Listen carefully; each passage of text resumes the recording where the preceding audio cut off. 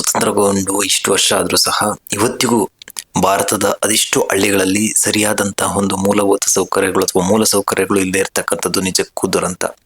ಸ್ನೇಹಿತರೆ, ನಿಮಗೆ ಗೊತ್ತಿರ್ಬೋದು, ಇವತ್ತಿಗೂ ಎಷ್ಟೋ ಗ್ರಾಮಗಳಿಗೆ ಸರಿಯಾದಂತಹ ಒಂದು ರಸ್ತೆ ವ್ಯವಸ್ಥೆ ಇಲ್ಲದೆ ಇರತಕ್ಕಂಥದ್ದು, ಸರಿಯಾದಂತಹ ಒಂದು ಚರಂಡಿ ವ್ಯವಸ್ಥೆ ಇರಬಹುದು ಅಥವಾ ಸರಿಯಾದಂಥ ಒಂದು ವಿದ್ಯುತ್ ವ್ಯವಸ್ಥೆ, ಈ ರೀತಿ ಒಂದು ಮೂಲ ಸೌಕರ್ಯಗಳಿಲ್ಲದೆ ಇರತಕ್ಕಂಥ ಅದೆಷ್ಟೋ ಗ್ರಾಮಗಳು ಇವತ್ತಿಗೂ ಸಹ ಇದಾವೆ ಅಂದ್ರೆ ನೀವು ನಂಬಲೇಬೇಕು.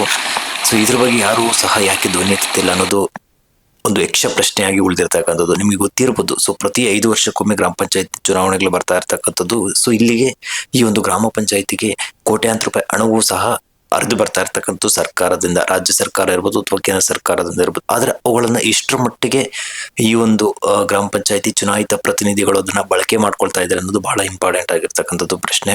ಸ್ನೇಹಿತರೆ, ಇನ್ನೇನು ಕೆಲವೇ ತಿಂಗಳುಗಳಲ್ಲಿ ಈ ಒಂದು ಗ್ರಾಮ ಪಂಚಾಯತಿ ಚುನಾವಣೆ ಬರ್ತಾ ಇದೆ. ಈಗಲಾದ್ರೂ ಪ್ರಶ್ನೆ ಮಾಡಿ ನಿಮಗೆ ಬೇಕಾಗಿರ್ತಕ್ಕಂಥ ಮೂಲ ಸೌಕರ್ಯಗಳನ್ನ ಕಲ್ಪಿಸುವಂತ ಒಂದು ಭರವಸೆ ಕೇವಲ ಭರವಸೆಯಾಗಿ ಉಳಿಬಾರದು. ಸೊ ಆ ಒಂದು ಕಾರಣದಿಂದ ಹೇಳ್ತಾ ಇರ್ತಕ್ಕಂಥದ್ದು. ಸೊ ನೀವು ಈ ದೃಶ್ಯದಲ್ಲಿ ನೋಡ್ತಾ ಇರ್ತಕ್ಕಂಥದ್ದು, ಈ ರೀತಿ ಒಂದು ಮೂಲ ಸೌಕರ್ಯಗಳು ಸಾಕಷ್ಟು ಗ್ರಾಮಗಳಲ್ಲಿ, ಅದೆಷ್ಟೋ ಹಳ್ಳಿಗಳಲ್ಲಿ ಸರಿಯಾದಂತ ವ್ಯವಸ್ಥೆಗಳಿಲ್ಲ. ಇವತ್ತು ನಿಮಗೆ ಗೊತ್ತಿರ್ಬೋದು, ಈ ಬಾರಿ ಆದ್ರೂ ಯುವಜನತೆ, ಯಂಗ್ಸ್ಟರ್ಸ್ ಬದಲಾವಣೆಯನ್ನು ತರಬೇಕಾಗುತ್ತೆ. ಸೊ ಆದಷ್ಟು ಈ ಇನ್ಫಾರ್ಮೇಶನ್ ಎಲ್ರಿಗೂ ಸಹ ಶೇರ್ ಮಾಡಿ. ಸೊ ನಿಮ್ಮ ಗ್ರಾಮಗಳಲ್ಲಿ ಯಾವೆಲ್ಲ ರೀತಿಯ ಸಮಸ್ಯೆಗಳು ತಾಂಡವಾಡ್ತಾ ಇದ್ದಾವೆ, ಕಮೆಂಟ್ ಸೆಕ್ಷನ್ ಅಲ್ಲಿ ಒಂದೊಂದು ಕಮೆಂಟ್ ಹಾಕಿ. ಎಲ್ರಿಗೂ ನಮಸ್ಕಾರ.